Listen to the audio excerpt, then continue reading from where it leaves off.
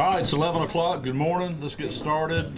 We've got a lot of people in the room I want to identify because a lot of the cameras can't see who's behind you. They're available. I think most will speak and have some comments. We have Major Bob Bromage. He's here. He's going to talk about some media issues. Colonel Baxley is here. He's going to talk about weather and projections.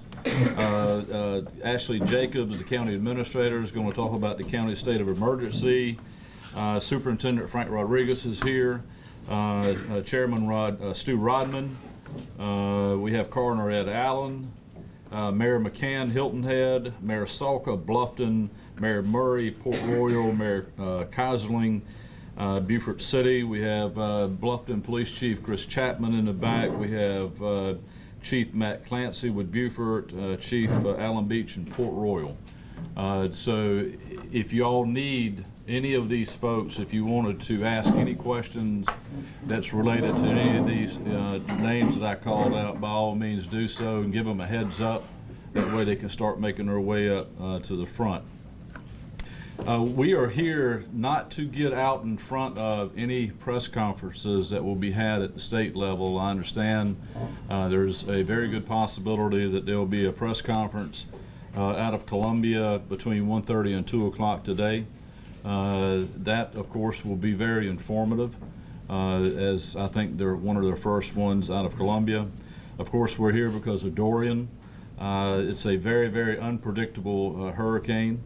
We are not solid on any path at this time, and Neil will cover that.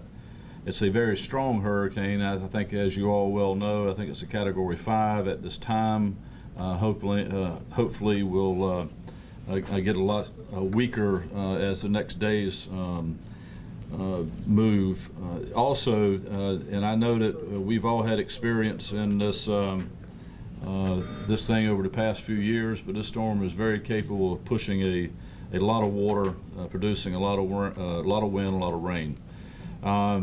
There have been no plans at this time, and I'll repeat it because we're not going to do anything prematurely. There have been no plans for an evacuation at this time. So that's really the only comments that we can make about anything to do with an evacuation. I'll be here and kind of walk y'all through this process, but we'll start out with Major Bromage, if you want to cover what we're doing with media issues over the next couple of days.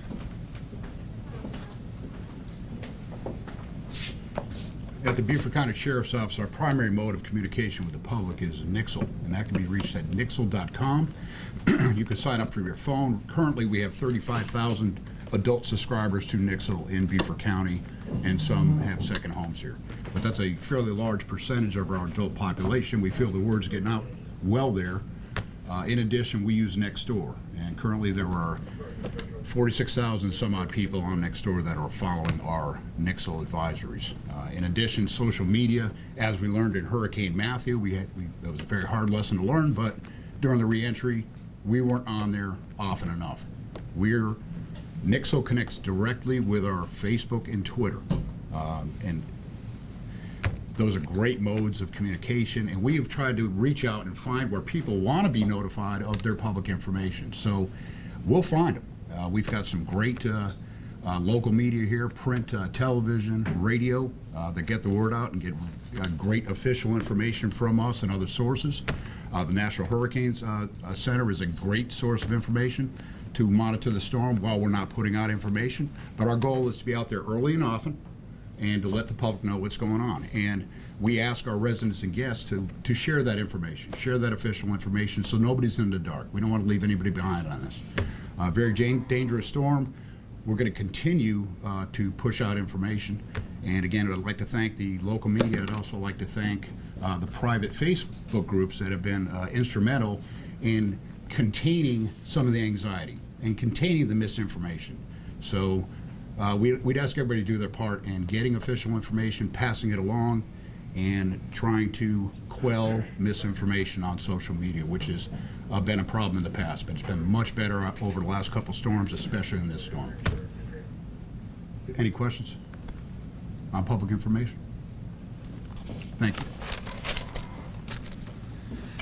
Bob will also, he'll put out some additional information after the 1:30 or 2 o'clock press conference in Columbia. He'll make sure that we refresh that with updates. Also, if I could ask the media and all those that are present covering this, it is Sunday, and there are a lot of worship services going on right now in the county that may miss this particular press conference. So if you could show this again later today for those who were at church this morning, and that way they'll be able to pick up some information on it as well.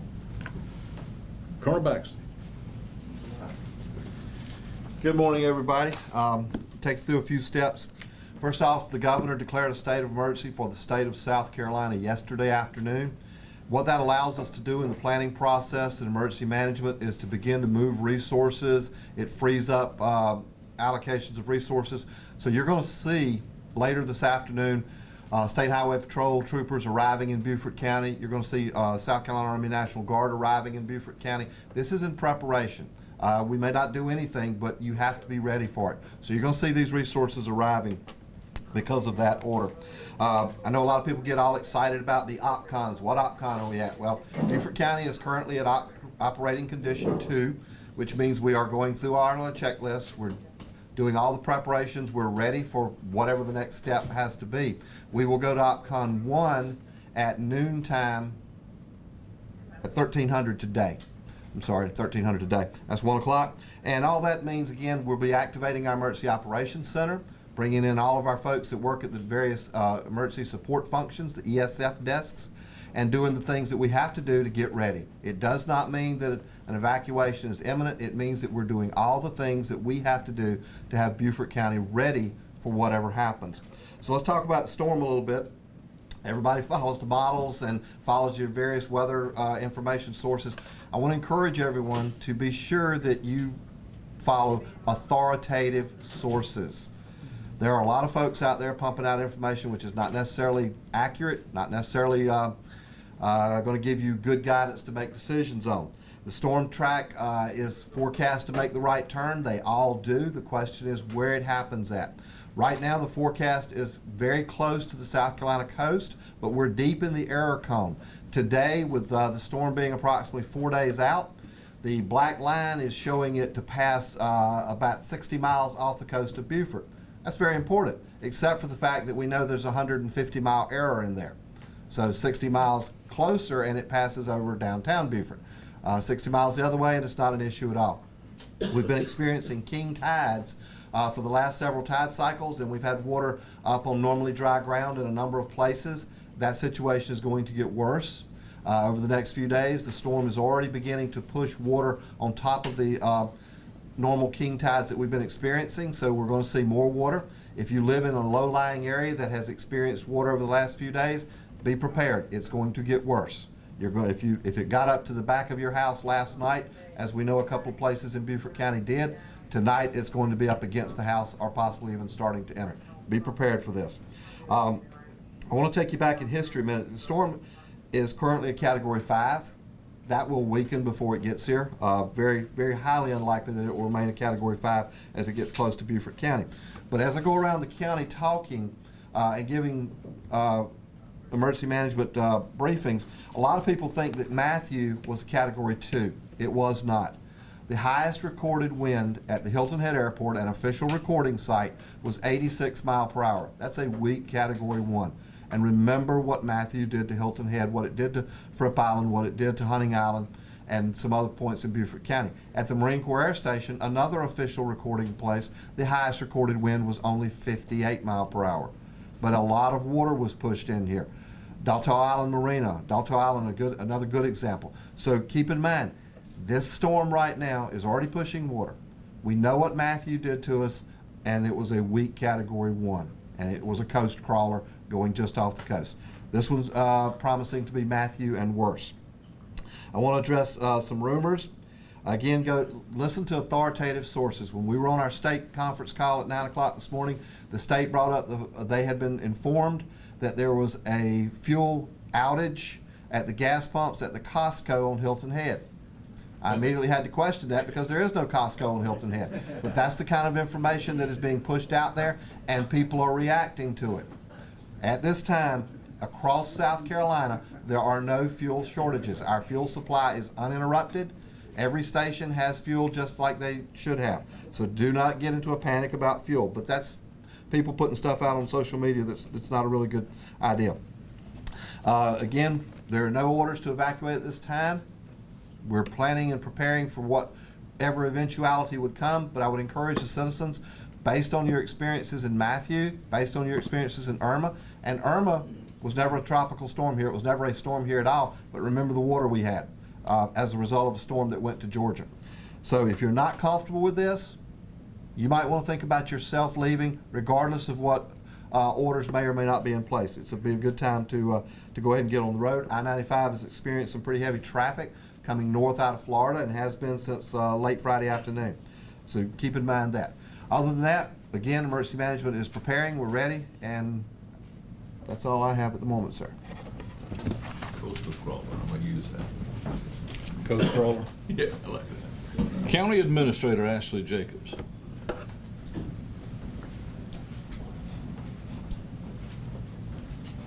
Good morning. Beaufort County personnel and equipment are prepared and on standby. Everyone is in good spirits and they know what to do. If there is an event, we will be ready to respond, and we'll get everyone back to normal as soon as possible. Our council chairman, Stuart Rodman, will sign a proclamation declaring a state of emergency effective at 1 p.m. today. This state of emergency will be issued in coordination with our municipalities. And what this does is that it authorizes us to utilize resources necessary to continue our preparations and response. That's all I have.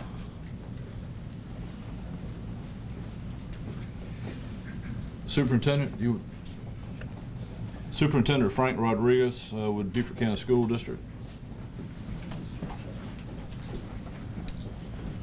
Good afternoon, Frank Rodriguez, and just wanted to share with you we are continuing to monitor the situation closely as we have been over the past few days, and we will continue to coordinate and collaborate with our emergency management system here and make appropriate decisions as are needed at that time. Thank you.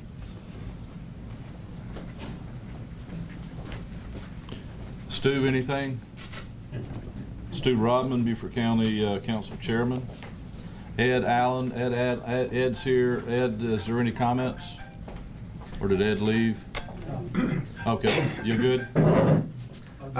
Thank you, Sheriff. Rest assured that the Sheriff, Colonel Baxley, and all of their staff are very professional. They're all prepared. They've been through all the drills to get ready for this. And the only thing I would say to you is take this thing seriously. The magnitude of the wind field, the king tides, the onshore, and the fact that we're low. Just don't overlook the fact that we really do have to take this seriously and pay attention to what they tell you to do and suggest that you do. Thank you, Sheriff. Mayor McCain, Hilton Head.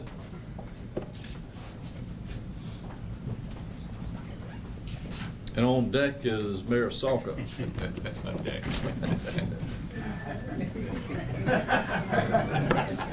Thank you, Sheriff. Good morning, everybody.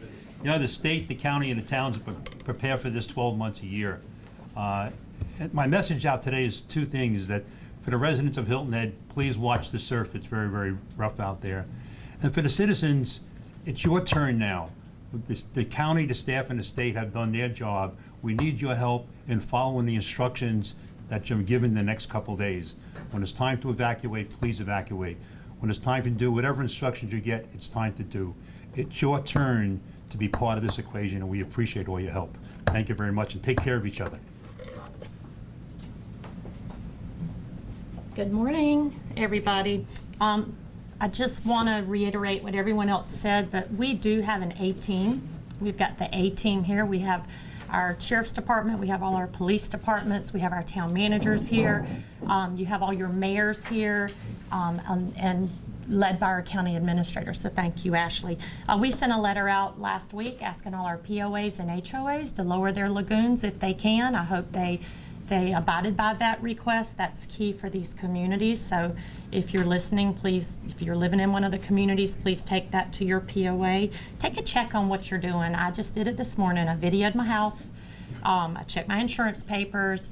I have water. I fill my car up with gas. Little things you can do right now, and it'll alleviate the anxiety that we all are going to have.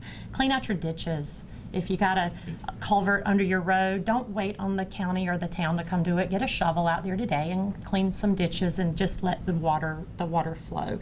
I know we have a C-Click Fix and the Beaufort County Connect are great apps to download if you see something now or during the storm. But like Mayor McCain and Sheriff said, just take care of your neighbors and do the right thing and kind of get an idea what's going to happen. We're ready and we're going to handle this, you know, storm or no storm. So thank you. Mayor Murray and Mayor Kaiserling.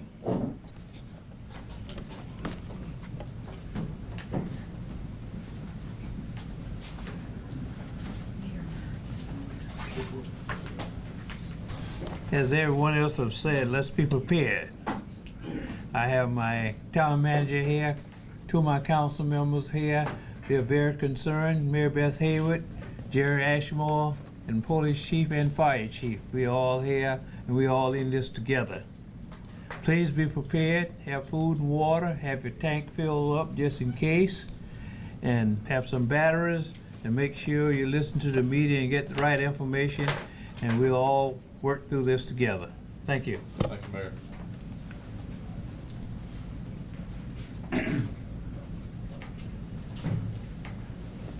Good morning.